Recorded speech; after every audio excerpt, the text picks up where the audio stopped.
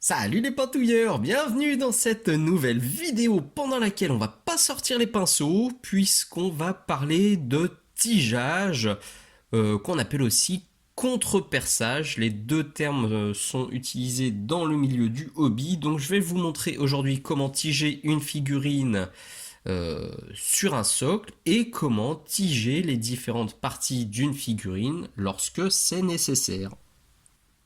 Alors, de quoi on va avoir besoin aujourd'hui? Tout d'abord, une perceuse à main, c'est un petit outil qui est bien pratique, qui se présente comme ça. Donc, il y a une partie qui pivote à l'arrière, on prend ça dans la main et en fait, vous pouvez tourner comme ça et percer vos figurines. Alors, je le dis tout de suite, j'utilise jamais d'outils électriques, de perceuses électriques pour percer les trous. Je trouve ça un peu dangereux, je l'ai fait parfois. Si ça rip, vu la vitesse à laquelle ça tourne, c'est pas bon, on peut se faire mal ou bousiller la figurine. Donc moi je préfère les perceuses à main. C'est plus long, mais c'est plus safe. Il vous faut bien sûr des forêts. Donc j'en utilise un peu de toutes les tailles, de 0,5 mm jusqu'à 3-4 mm pour fixer les aimants par exemple. Alors vous le voyez, moi je me fais plaisir, hein. Les perceuses à main, bien sûr, on peut changer le forêt. Elles sont généralement livrées comme ça, avec un embout qui est réversible. Donc là, vous pouvez mettre des forêts, on va dire un peu moyens. Là, des forêts un peu plus gros. Et si on démonte le cucu, hop là, hop, on a encore un autre jeu, là pour des très gros forêts et là pour des tout petits. Donc ça, alors je le dis tout de suite, tout ce que j'utilise là, je le vends sur la boutique et c'est ce que j'utilise moi-même, vous le voyez. Donc bien sûr, il y a sûrement des perceuses à main qui sont peut-être pas livrées avec autant d'embouts ou avec autant de possibilités.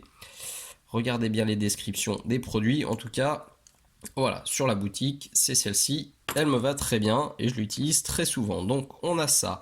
Il vous faudra des tiges pour le tigeage, bien sûr. Alors soit vous partez sur du trombone dans ce genre-là, ça fait 1 mm de diamètre, donc ça convient très bien lorsqu'on utilise un forêt de 1 mm.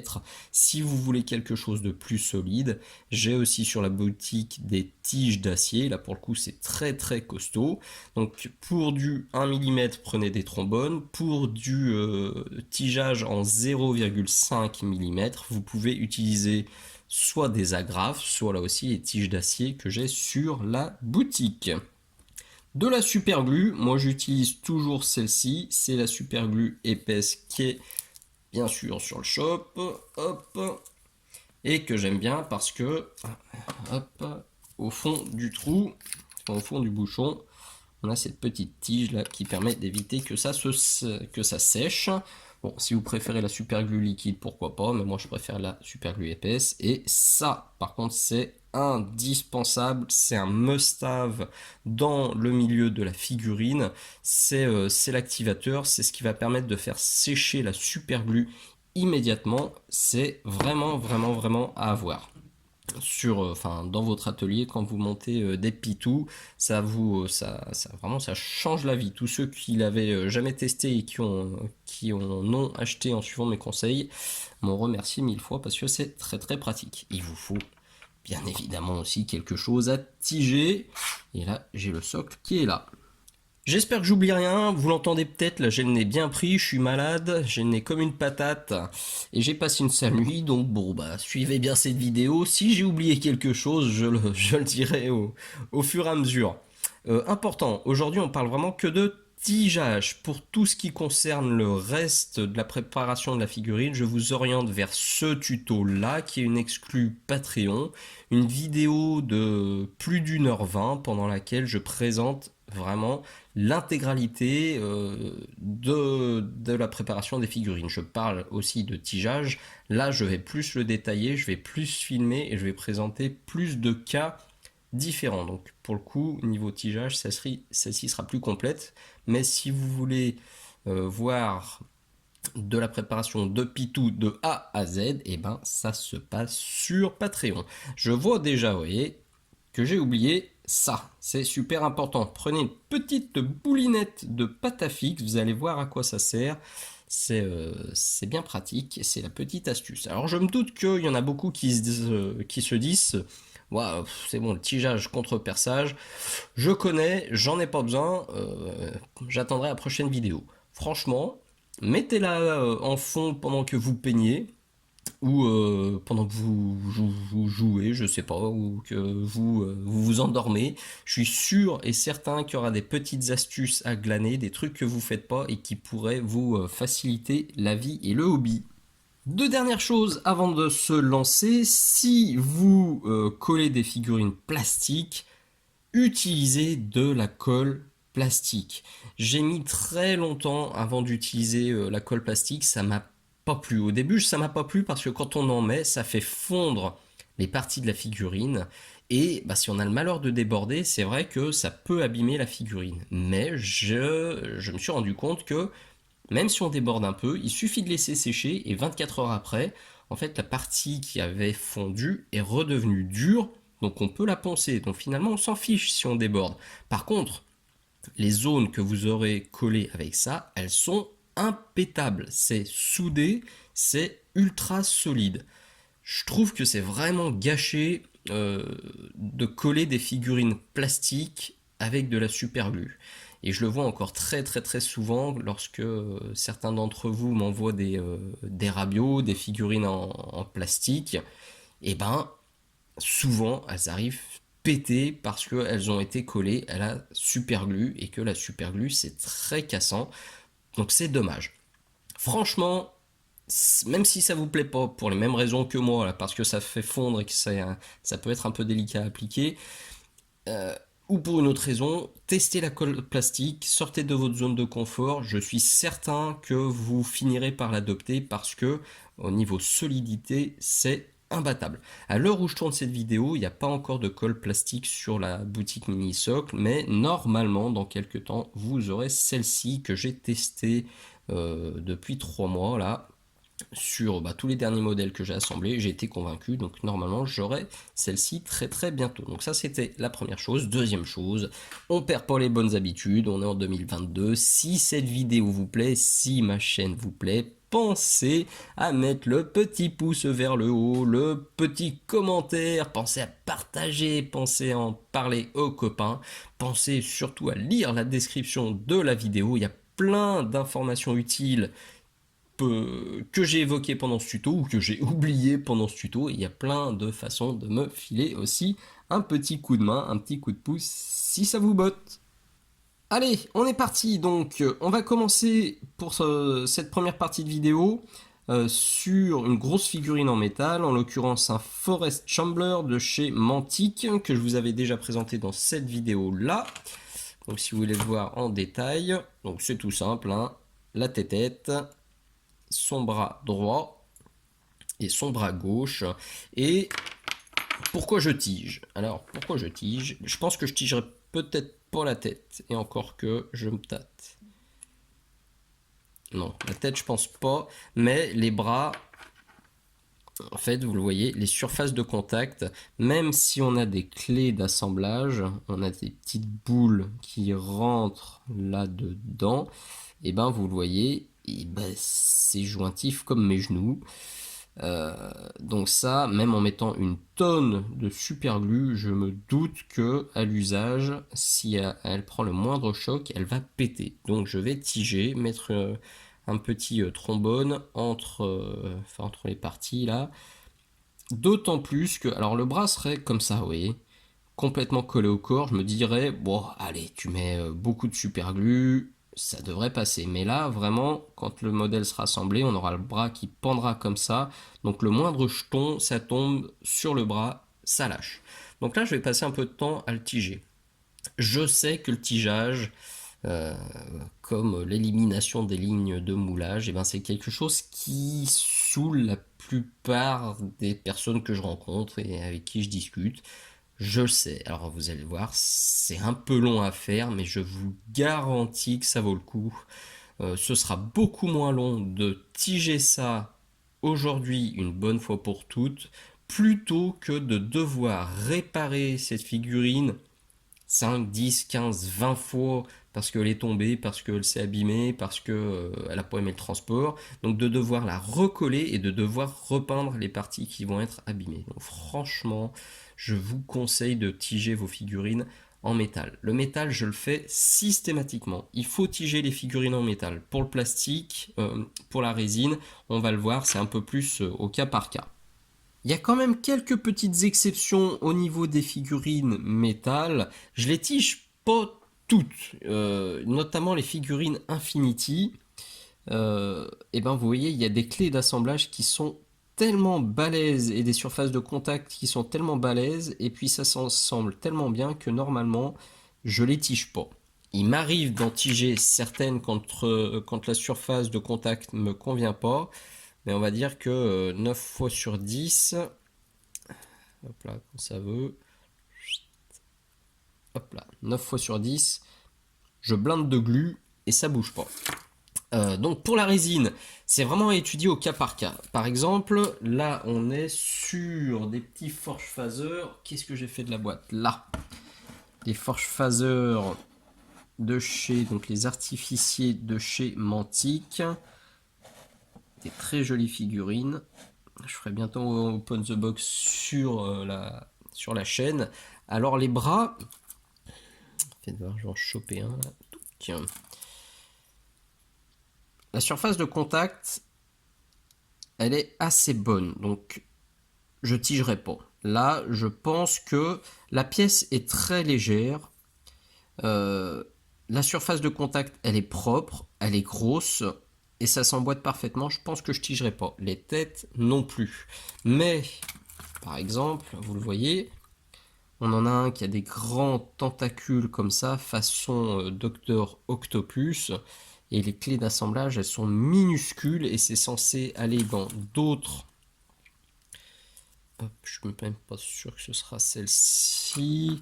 Enfin bon, vous voyez le principe, en fait on a d'autres tentacules à rajouter là. Là par contre c'est sûr à 600% que je vais tiger avec une petite agrafe ou... Non, là je vais utiliser pour le coup de la tige en acier de 0,5 pour renforcer à mort. Ça, c'est vraiment super important. Donc faites un peu au cas par cas, dès que vous le sentez pas, que vous dites que ça va être fragile, que ce soit du métal ou de la résine, tigez, passez-y 10 minutes, mais vous serez ravi de ne pas péter votre figurine et de ne pas devoir la réparer 20 fois dans son existence. Donc voilà le bras de mon Gugus, de mon homme arbre. Alors comment tiger? Si jamais je tige comme ça, perpendiculairement, merci le focus, au bras, je vais rentrer uniquement une tige de ça. Ça fait quoi? Ça fait 2-3 mm. Ça sert à rien du tout. Tiger de 1 mm, 2 mm, 3 mm, franchement, autant pisser dans un violoncelle, l'effet sera le même, ça renforcera à peine, ça fonctionnera à peine. Il faut, je pense, rentrer au minimum 5 mm. Quand on est sur du trou de 1 mm, c'est minimum 5 mm dans une partie comme dans l'autre. Sinon, ça sert à que dalle. Si vous pouvez mettre plus, n'hésitez pas à mettre plus. Pour du tigeage en 0,5, bon, parfois on peut se contenter d'un peu moins parce que les parties à tiger seront plus petites et plus légères. Donc là, je vous le dis, si je tige, si je perce comme ça ira pas. Donc ce que je vais faire, je vais percer comme ça. Et la tige que je vais utiliser, en gros, elle va être comme ça. Je vais la rentrer comme ça. Et puis, je la pencherai, je la tordrai à la sortie pour qu'elle ressorte bien droite. Et là, j'aurai vraiment quelque chose de bien profond et de bien costaud. Donc c'est parti, je mets toujours une petite poubelle en dessous, enfin un pot de crème brûlée en gros. Alors je suis désolé, je viens de me rendre compte aussi depuis le début de la vidéo, j'ai laissé le focus en libre parce qu'il y a de la profondeur et j'arrête pas de bouger. Alors il y aura des passages flous, mais si je fixe le focus, c'est sûr que tout sera flou, donc ce sera encore pire. Donc au début, j'y vais comme ça, je fais en avant, en arrière pour faire déjà une petite empreinte. Et une fois que c'est bien rentré, et ben là j'appuie plus fortement. Et je tourne uniquement dans un sens pour creuser, creuser, creuser, creuser, creuser. Faites bien gaffe. Alors moi je porte des lunettes de vue, donc j'aurai pas d'éclat dans les yeux. Faites bien gaffe à ces petits morceaux de métal. Faut absolument pas en avoir dans les yeux. Donc protégez-vous les yeux. Et une fois que vous avez fini de contre-percer, enfin de faire votre montage, lavez-vous bien les mains. Surtout ne vous touchez pas les yeux quand vous faites ça, parce que les petits copeaux de métal là, et ben c'est pas globe de se les avoir, enfin de les avoir dans les petits yeux. Bon, faut que je graisse aussi ma perceuse, un de ces quatre, parce que là ça devient dramatique. Allez, je vous épargne la suite, je vais essayer de descendre au moins de 6-8 mm, hein, et je vous montre. Je pense que je suis pas mal, j'ai à peu près 8 mm. Alors j'ai oublié de préciser que j'étais sur un forêt de 1 mm. Alors vous voyez la petite astuce pour voir de combien j'ai percé. Hop, je viens là embuter avec mon ongle. Je regarde à peu près jusqu'où je descends. C'est pas mal. Et si jamais j'étais parti dans ce sens-là, et ben je serais déjà passé à travers le bras. D'où l'intérêt d'être parti plutôt comme ça. Ça m'a permis d'aller plus loin et je pense que je percerai encore un peu. Mais avant ça, hop, et ben on va regarder comment ça va sur notre corps. Et c'est là que la petite astuce de Dim, hop, va aussi bien vous aider. Là, j'ai mis une petite boulette de pâte à fixe parce qu'on se demande souvent comment faire pour bien percer l'autre partie au bon endroit. Alors certains mettent une tige, un peu de peinture dessus et hop, ils assemblent. Perso, je trouve ça un peu compliqué et pas forcément toujours très précis. Alors que là, j'ai mis une boule de pâte à fixe, j'humidifie un petit peu mon doigt sur ma petite langue pour qu'elle soit plus adhérente et je vais venir regarder comment mettre la partie. Alors moi je veux que le bras soit bien comme ça, bien en l'air. Et hop, j'appuie et j'enlève. Et waouh, on a parfaitement l'empreinte de mon trou qui est juste là. Donc là, j'ai plus qu'à prendre mon forêt.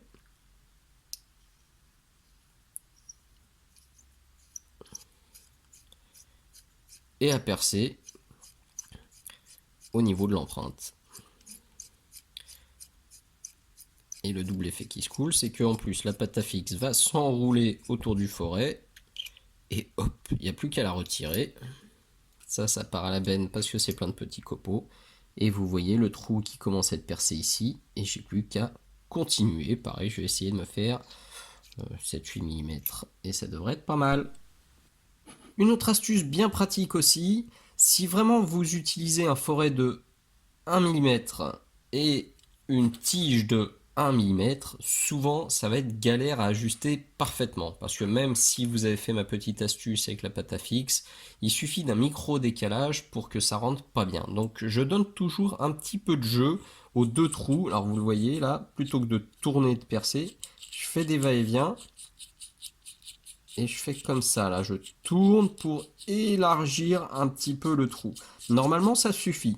Quand ça suffit pas, que vraiment je m'y suis pris comme un manche pour faire mon trou, plutôt que de partir sur un forêt de 1 mm, j'utilise un forêt de 1,2, 1,4, parfois 1,5, pour suffisamment pour donner un petit peu de jeu à la tige et pour pouvoir ajuster le truc vraiment parfaitement. Mais en général, juste comme ça là, en jouant pour donner un petit peu de jeu, ça devrait suffire. Je prends maintenant un petit bout de trombone que je viens de couper avec ma pince coupante, je mets ça dedans, ça rentre nickel et vous voyez j'ai un petit peu de jeu donc ça devrait me permettre de faire d'ajuster comme il faut et bien sûr si je mets ça comme ça, alors je me rends compte déjà que c'est trop long et que c'est pas forcément bien orienté puisque j'ai percé plus tordu qu'il fallait. Donc qu'est-ce qu'il fait tonton Dim? Il sort sa pince plate, il se met bien à la base de la tige et hop, il vient la courber un peu. Voilà. Donc là, l'orientation, elle est bonne. Par contre, je me rends compte que de ce côté-là, bon, j'ai été super gourmand. Je vais couper à peu près à ce niveau-là. Il me restera 7-8 mm. Je creuserai encore un petit peu et on sera au top. Voilà l'instant fatidique à pas foirer, c'est l'assemblage final. Un truc très très très important, si vous voulez que votre contreperçage serve à quelque chose, il faut que les deux trous soient pleins de superglue. Si vous mettez la tige et que c'est plein d'air, ça sert à que dalle, là aussi, ça va renforcer à peine. Donc là, vous le voyez, j'ai mis une belle crotte de superglue épaisse sur une petite protection, et là j'en mets sur un trombone et je bourre. Hop, j'y vais.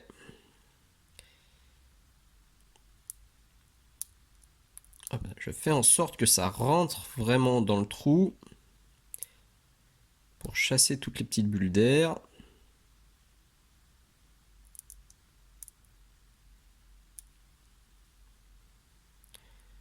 Là, je pense qu'on est pas mal. Je vais aussi en mettre de manière généreuse sur la zone de contact.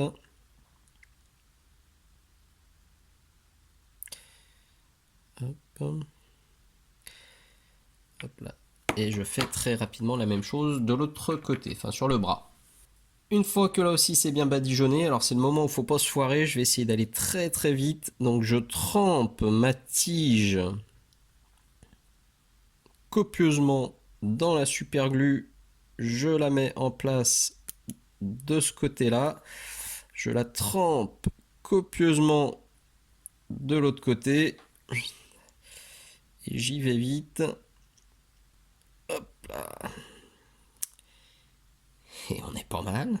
J'étais persuadé que ça allait foirer, que j'allais en mettre de partout. Mais pas du tout. Donc là, je maintiens le truc et je suis bien content parce que ça tient. J'avais peur qu'il faille que je blinde d'accélérateur pour que ça aille. Mais c'est pas le cas. On va voir de l'autre côté. Non, franchement, on est bien. Alors, je peux en rajouter. Alors, je vais rajouter de la mousse. Donc, c'est vrai que là, pour ce modèle, là, je suis pas très, très. Je suis pas particulièrement délicat, mais vous voyez, j'ai pas mis beaucoup. Il n'y a pas beaucoup de superglue là-bas en dessous. Donc, avec un petit cure-dent, je vais venir en bourrer un peu. Parce que j'ai oublié de vous dire que voilà, cette figurine, ça va me faire un rang 3 pour ma bande de Mars Code Aurora. La bande qui est là, donc ma bande qui est dirigée par le savant fou, le professeur Edmond Santo, qui a créé un sérum pour donner vie aux plantes et les rendre pas très sympas. Donc vous voyez, je vais rajouter un petit peu de mousse à droite à gauche. Mais, eh ben, franchement, nickel. Ça bouge déjà plus. Alors si ça venait à bouger, on sort l'activateur de superglue. Hop. Alors ça c'est le modèle que je vends sur la boutique. Le pinceau je le trouve un peu large. Généralement je ne l'utilise pas. Je préfère prendre le pot, hop, casser l'extrémité d'un cure-dent comme ça. Je trempe dans mon pot et pouic,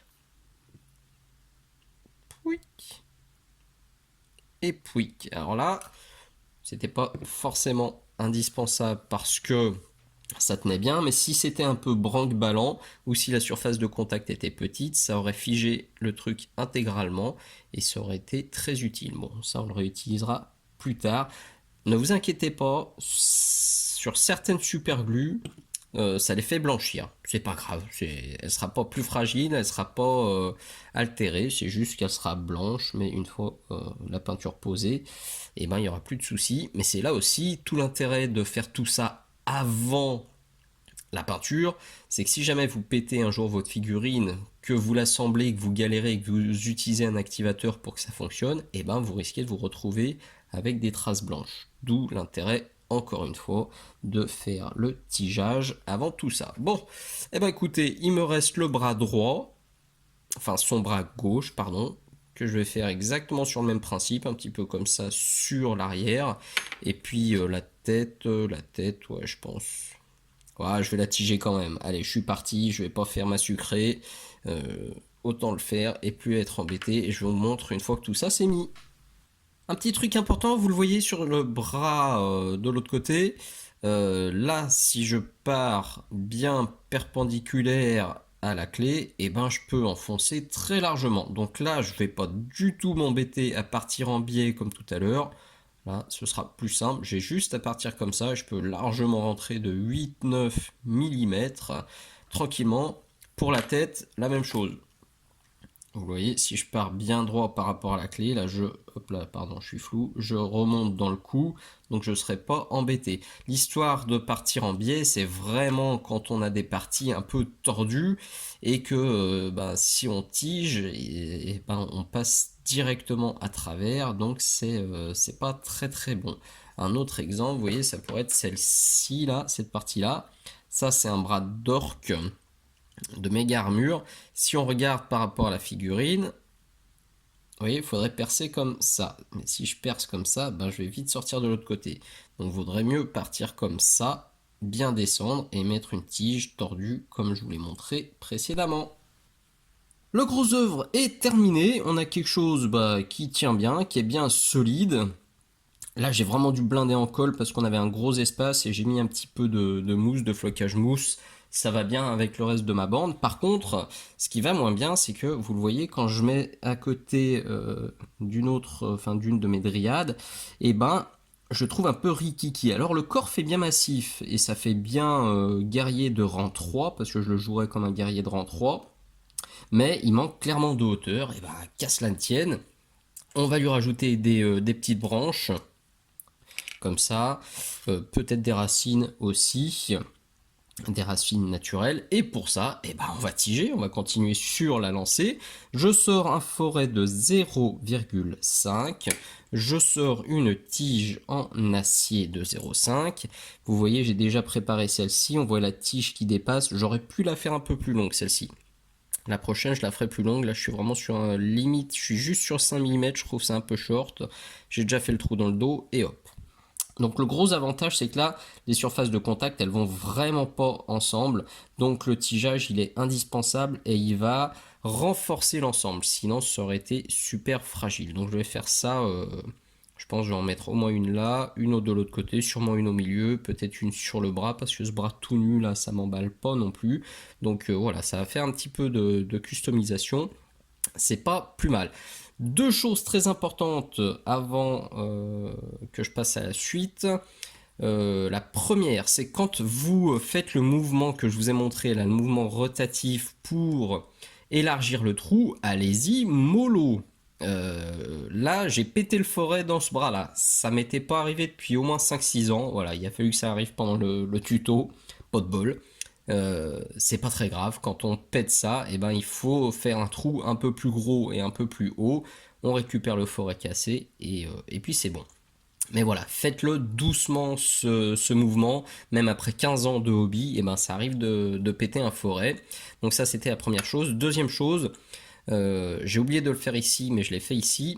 Avant de faire vos collages sur figurines résine, sur figurines métal, lavez-les avec du savon, du produit pour la vaisselle, n'importe quoi. Lavez-les. C'est très très très important.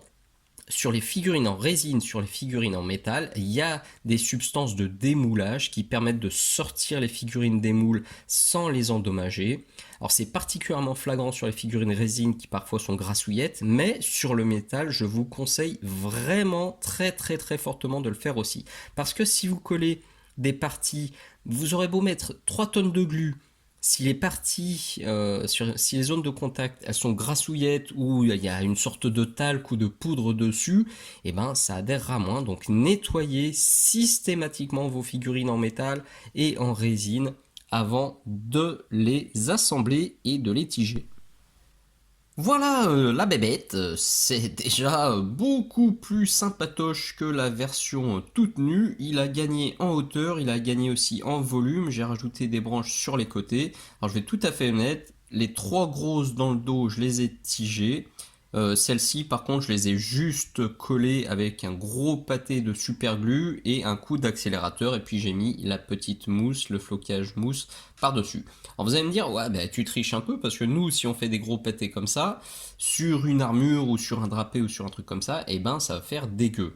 Bien sûr, si vous avez des trous à reboucher, vous avez plusieurs solutions que j'explique dans la vidéo sur Patreon. La première solution la plus simple, c'est vous mettez un pâté de super glue, vous mettez de l'accélérateur, hop, la surface devient dure au bout de 10 secondes et vous poncez. Ça, c'est la solution vraiment ultra simple pour des petits trous. Pour des trous plus gros, soit vous utilisez du milliput, soit vous utilisez du green stuff. On me demande souvent la différence entre les deux. La différence, c'est que le milliput, une fois qu'il est sec, il se ponce très bien parce qu'il devient très dur. Alors que la green stuff, ça reste un petit peu mollasson, donc ça va moins bien à poncer. Donc je préfère utiliser le milliput personnellement, mais pour des zones organiques, pour de la peau, pour des boyaux, des trucs comme ça, le green stuff peut convenir. Donc maintenant, il faut qu'on fixe notre figurine sur le socle. Alors là, il y a plusieurs options. Soit vous avez un socle comme ça en résine texturé et assez épais. Dans ce cas-là, eh ben, vous creusez totalement, vous creusez toute la hauteur de votre socle et vous insérez totalement la tige. La tige, elle va ressortir par-dessous. Vous la voyez mal, vous la voyez là, en fait. Et une fois que c'est ressorti, hop, vous avez juste à poncer pour faire un truc propre. Donc ça, solution la plus simple. Pour les figurines d'expo, comme ce petit gars-là, vous pouvez être très gourmand. Vous voyez toute la hauteur là, moi j'y vais. Là, j'ai quasiment 2 cm de tige. Parfois, ça m'arrive même de mettre plus. Allez-y, mettez-en le plus possible. Il n'y en a jamais assez pour les figurines d'expo. Il n'y a pas pire qu'une figurine d'expo qui se détache de son socle dans la valise de transport. Ou lorsque vous l'envoyez, c'est la catastrophe. Fut un temps, je commandais quelques figurines à des peintres pros pour ma collection perso. J'en ai reçu deux qui se sont détachés de leur support pendant le transport parce que c'était tigé d'à peine 5 mm dans le socle. C'est arrivé en bouillie et j'ai mis des heures et des heures à rattraper le truc. Donc j'étais chanchon puissance 20 000.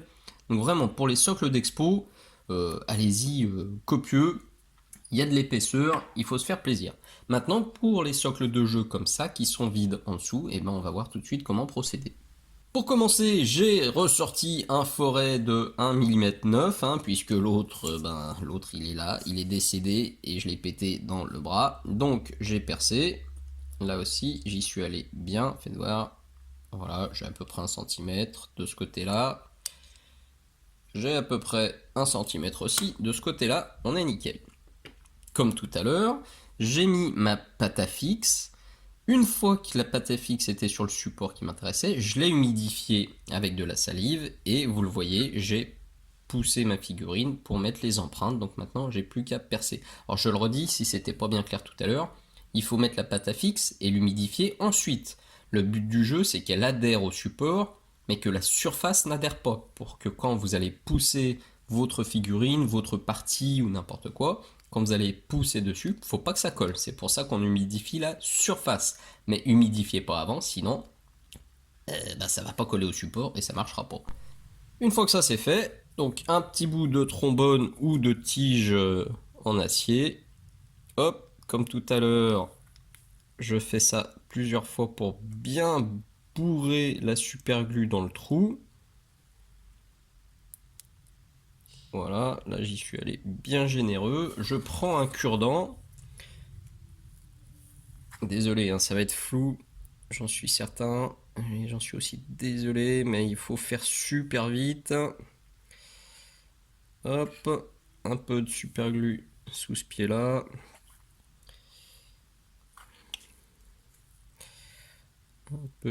Un peu beaucoup sous celui-ci parce qu'il est pas plat du tout. Donc je vais y aller comme un goretto.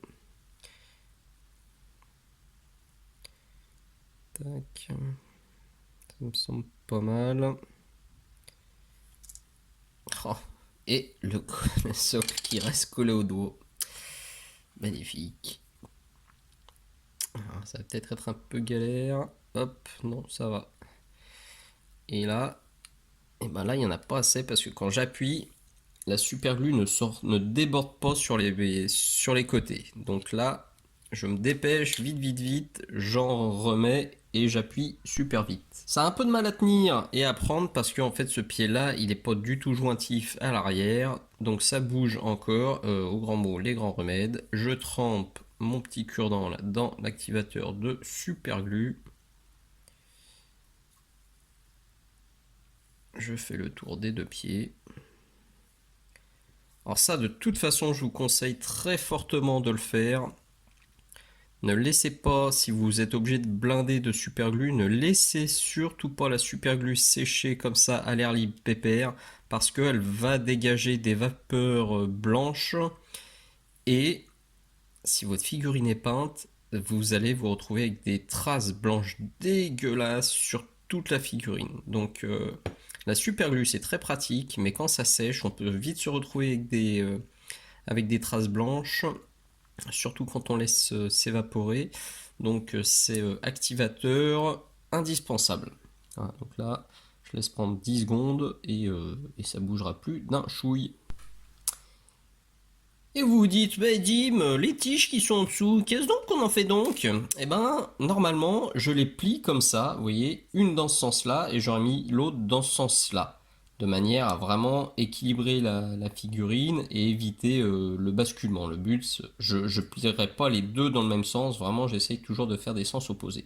Sauf que là, pas de bol, j'ai tapé en plein milieu de ce petit téton, donc celle-ci, je peux pas la plier.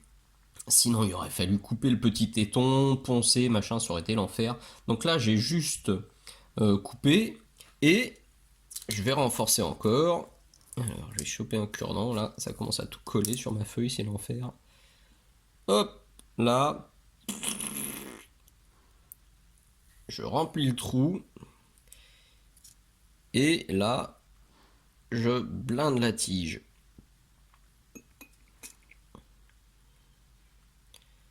Voilà. Vous voyez que j'y vais copieux. C'est rien de faire le timide sur ce genre d'opération. Et vous vous en doutez, hop, je vais chercher l'activateur. Oui. Oui. Voilà, là ça bougera plus. Et là, tout pareil. Alors j'aurais bien voulu appuyer un petit peu dessus si j'y arrive. Faites voir. Hop.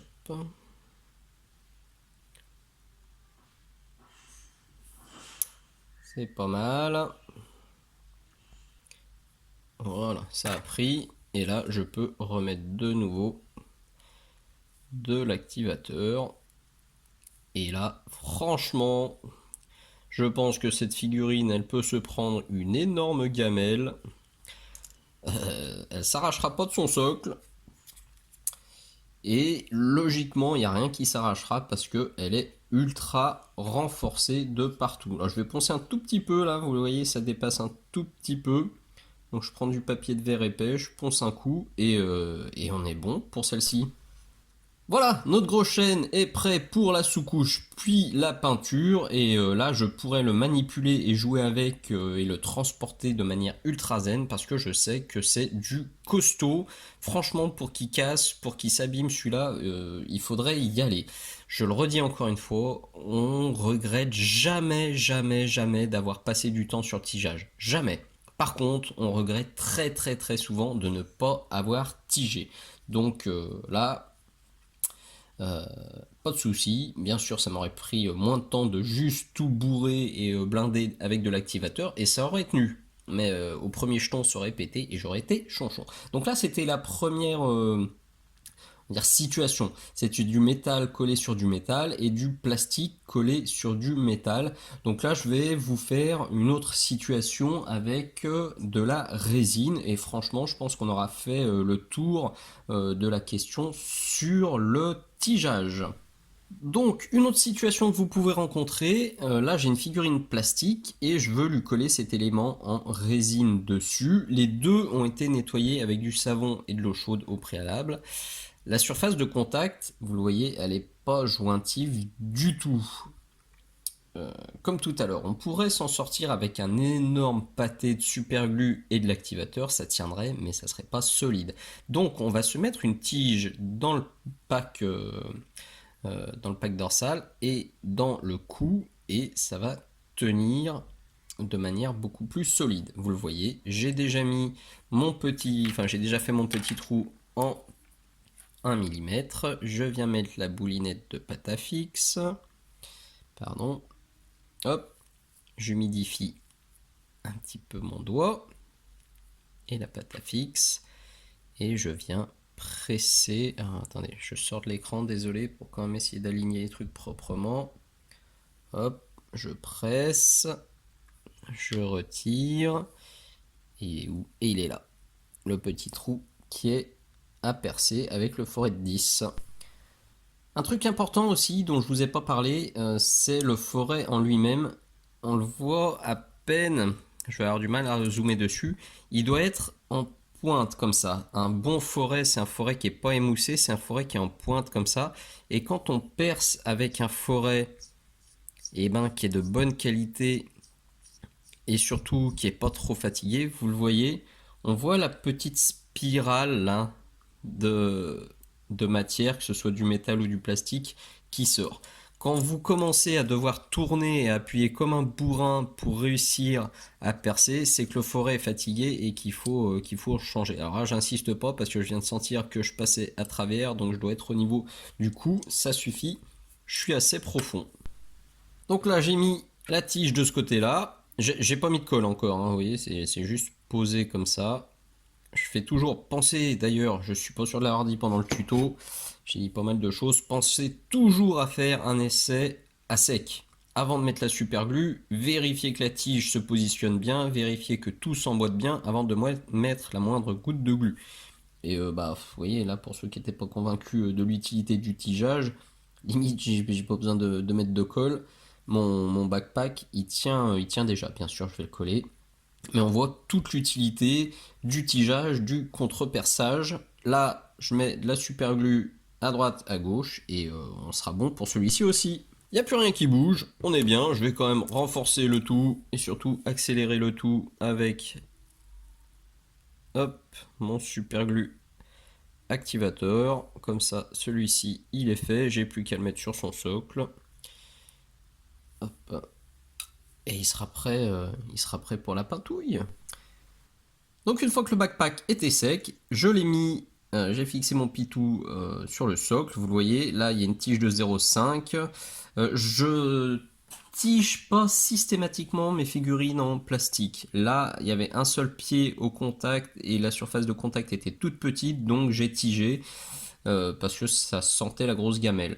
Par contre, celui-ci, où les deux pieds sont posés bien à plat et on a une grosse surface de contact, j'ai pas tigé.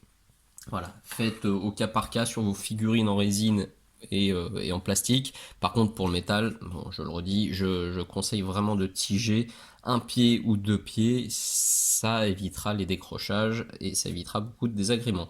Notez aussi que j'ai mis deux petits aimants en dessous pour la valise de transport avec un forêt de 3 mm. D'ailleurs, pendant que j'y pense, si ça vous intéresse que je vous fasse un tuto sur les aimants, que ce soit les aimants sur les socles ou les aimants sur les figurines, n'hésitez pas à le mettre dans les commentaires de cette vidéo.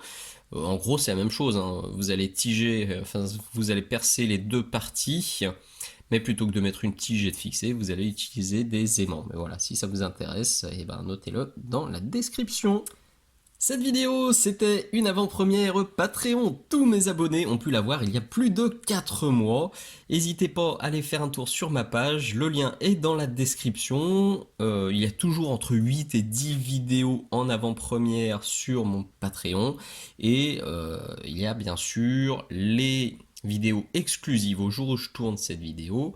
Il y a 35 vidéos exclusives visibles uniquement sur mon Patreon et qui seront publiées nulle part ailleurs.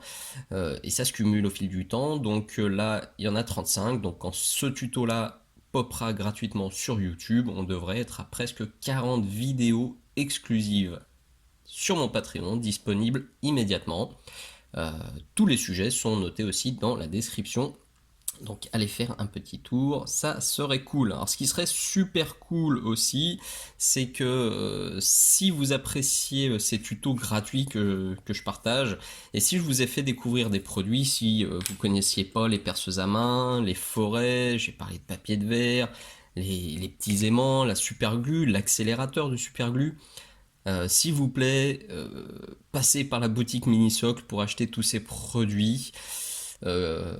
Vous les retrouverez, j'en suis à peu près sûr, quelques centimes moins cher sur d'autres boutiques, mais ça serait un remerciement bien sympa et un retour bien cool que de passer par ma boutique plutôt que par des boutiques qui partagent rien gratuitement pour la communauté. Voilà, ça prend beaucoup de temps, donc ce serait un chouette retour de votre part de me supporter comme ça en passant par la boutique Minisoc pour votre matos et pour les peintures que je vous fais découvrir. Voilà. Et si ce tuto vous a plu, bien sûr, je le redis, pensez au pouce vers le haut, euh, pensez à l'abonnement, pensez à partager, à en parler aux amis, c'est le plus important. Un petit bisou, un poutou, un commentaire sympa. De temps en temps, ça fait aussi super plaisir. Allez, merci d'être allé jusqu'au bout. Je vous dis à très bientôt. Ciao, ciao.